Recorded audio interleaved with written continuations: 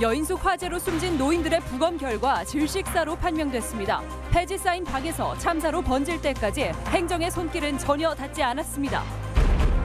군산 미 공군의 송유관 무단 매립과 관련해 국방부가 주민 설명회를 열었습니다. 주민들은 책임 규명과 적정 수준의 보상을 요구했습니다.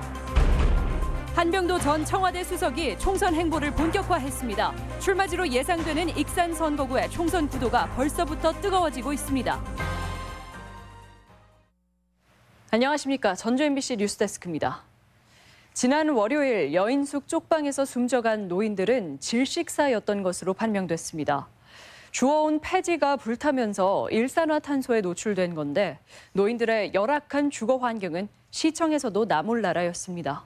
조수영 기자입니다. 지난 19일 새벽 화마가 덮친 전주 노송동의 한 여인숙. 쪽방에서 숨진 82살 김모 씨 등 노인 3명에 대한 국립과학수사연구원의 1차 부검 결과 몸 안에서 일산화탄소가 검출됐습니다. 불이 크게 번지기도 전에 노인들이 많은 연기를 들이마셔 질식사했을 것이란 추정이 나오고 있습니다. 그 일산화탄소 중독사에 의한 사망이죠. 그 전에 이미 사망했다는 거죠. 비상이나 골절 같은 것은 없었다. 평소 폐지를 수거해 팔았다던 노인들. 비좁은 방 안에선 새까맣게 탄 쓰레기가 잔뜩 발견됐습니다. 노인들이 어떤 모습으로 살았을지 짐작해 하는데 노인들이 마주한 이 같은 주거 현실이 사망에 영향을 미쳤을 것이란 추정도 어렵지 않습니다. 연기가 상공으로 못 빠져나가고 건물로 이렇게 돌게끔 돼 있어요. 그리고 구조가 많이 진행이 돼가지고 발열물들이 무릎 높이 이상은 쌓여 있었지. 노인들이 숨진 쪽방은 여인숙 부속 건물로 모두 불법 건축물이었습니다. 2, 3년 전 전주시는 여인숙 건물이 오래돼 주거에 적합하지 않다는 판단을 내리기도 했지만 건물주와 연락이 닿지 않아 철거 계획을 잡진 못했고 올해 전주시가 도시빈민의 주거복지를 위해 만든 빈집정비 계획에도 이 건물은 포함되지 않았습니다. 여인숙은 됐는데 건물 대장상으로 주택으로 되어 있습니다. 그래서 여인숙은 임의로 한 것 같고요. 그래서 여집에 대해서 빈집으로는 잡히지 않았습니다. 노인들은 당국의 소극적인 행정 속에 불법이자 열악한 여인숙 건물에 사실상 방치되어 온 겁니다. 지난 2015년 조사에서 전주 노송동 등 원도심 지역의 최저 주거 기준에 미달하는 가구는 전체의 15%로 전주시 평균인 7%의 2배가 넘습니다. 도시의 팽창 속에 시간이 멈춘 원도심. 이곳에 사는 노인들의 주거 복지가 개선되지 않는 한 제2, 제3의 사고 우려도 나올 수밖에 없습니다. MBC 뉴스 조수영입니다. 이번 여인숙 화재 사고와 관련해 소방당국이 긴급 점검에 나서기로 했습니다. 전북소방본부는 오는 28일까지 도내 여인숙 168곳을 대상으로 소방차 진입 가능 여부와 소방시설 설치 여부 등을 점검하기로 했으며 소화기 등 기초 소방시설도 보급하기로 했습니다.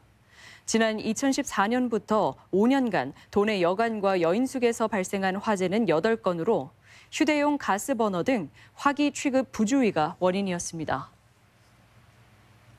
군산 미 공군이 그간 부대 밖에 무단으로 매설한 송유관이 8km에 이르는 것으로 조사됐습니다. 주민들이 뒤늦게 이 같은 사실을 알고 보상을 요구하자 국방부가 보상을 추진하겠다고 밝혔습니다. 임홍진 기자입니다. 군산 외항에서 군산 비행장까지 8km 구간에 미 공군 송유관이 매설돼 있습니다. 지난 82년부터 매설된 송유관 해당 면적은 사유지를 포함해 6만 5천 제곱미터로 미 공군의 군사시설로 돼 있습니다. 일부 주민들과 환경단체들은 몇 년 전부터 송유관 이전이나 부지 매입을 요구하고 소송을 제기해 승소하기도 했습니다. 전체 160명의 토지주들은 사유지 무단 점유와 재산권 침해가 수십 년 동안 계속돼 왔다며 최근 들어 국방부에 대책을 거듭 요구했습니다. 국방부는 이와 관련해 주민들을 대상으로 처음으로 보상 관련 설명회를 열었습니다. 당초 미 공군 측과 공여 절차 없이 송유관을 매설한 잘못을 인정하고 구간에 대한 측량과 배상, 사용료 지급 계획 등을 발표했습니다. 무단으로 여러분 땅을 점유한 거에 대해서 대단히 죄송합니다. 성심성의껏 답변해드리고 저희들이 보상 절차에 들어가도록 하겠습니다. 주민들은 책임 소재를 규명하고 토지 소유주에게 피해 사실을 통보할 것을 역설했습니다. 농민들은 말이 없으니까 이때까지 가만히 있었다는 거에 대해서 농민들이 얼마나 마음이 상하고 국방부에 대해서 노여움이 크겠습니까? 또한 미군의 탄약 창고가 마을과 불과 500여 미터 밖에 떨어져 있지 않아 불안감이 크다며 조처를 역설했습니다. 그런데 송유관이 드러났지요. 300평은 떨어져 나갔지요. 무기고구는 앞에서 으름장을 놓고 있지요. 이 땅을 과연 내가 이와 함께 주한미군 공여 지역에 국한된 5년 단위 환경기초조사를 송유관 매설 지역에서도 실시할 것을 요구했습니다. 전국적으로 군 부대가 무단 점유한 사유지는 2천만 제곱미터가 넘는 것으로 파악됩니다. MBC 뉴스 임홍진입니다. 강제 노동과 폭력에 시달리고 성추행까지 당했다는 장수 베델의 집 장애인들의 피해 실태 보고서 어제 전해드렸는데요. 취재진이 직접 만난 장애인들은 영문도 모른 채 끌려오다시피 했다고 증언했습니다. 허현우 기자입니다.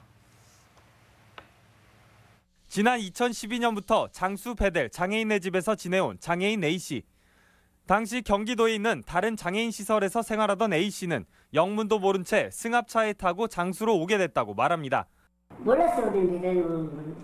베델의 집 오는 거를 몰랐다고요? 네, 가는 거는 몰랐고 그냥 가자 그러니까요. 그냥 따라가는 것밖에 없었어요. A씨와 함께 장수로 온 4명 중 3명이 그저 좋은 곳에 가자는 말에 따라왔다고 증언하는 상황. 경기도 장애인 시설에서도 폭력에 시달리다 보니 좋은 곳이라는 말은 이들에게 달콤한 유혹이었는데 장수에 옮겨와도 사정은 별반 다르지 않았습니다.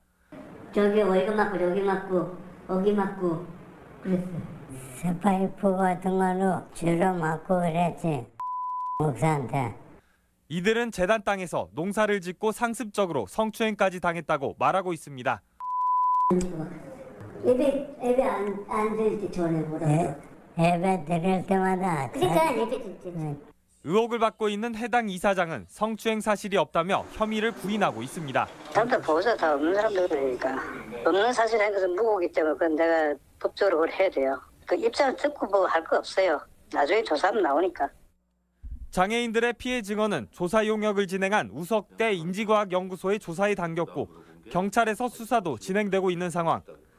하지만 장애인들의 인권 침해에 대한 수사가 수개월이 지나도록 지지부진한 가운데 베델 장애인의 집 대책위는 인권 실태 조사 내용에 대한 추가 수사 의뢰를 요구하고 있습니다. MBC 뉴스 허연호입니다.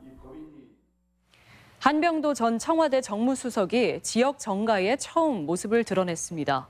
익산 을 지역구 출마가 예상되는데 조배숙 의원과 피할 수 없는 승부에 선거구 통폐합까지 맞물려 익산의 총선 구도가 뜨거워지고 있습니다. 강동엽 기자입니다. 한병도 전 청와대 정무수석이 전북도의회에서 기자간담회를 자처했습니다. 인사차 방문이라며 몸을 낮췄지만 지난 6월 민주당 익산을 지역위원장을 맡은 뒤 사실상 총선을 염두에 둔 행보를 본격화한 겁니다. 익산 낭산면 폐석산 문제와 지지부진한 국가식품 클러스터의 분양률을 언급하며 정치적 역할을 할 것임을 시사했습니다. 지금은 이제 아예 을 지역위원회를 맡아가지고요. 곳곳이 다니면서 많이 만나고 있고 또 현안도 챙기고 있고 그렇기 때문에 익산을은 사선 중진인 민주평화당 조배숙 의원이 지키고 있는 상황. 집단 탈당으로 당이 분열된 가운데 원내대표를 맡은 조 의원은 익산 발전을 위해 할 일이 있다며 내년 총선에 나설 뜻을 분명히 했습니다.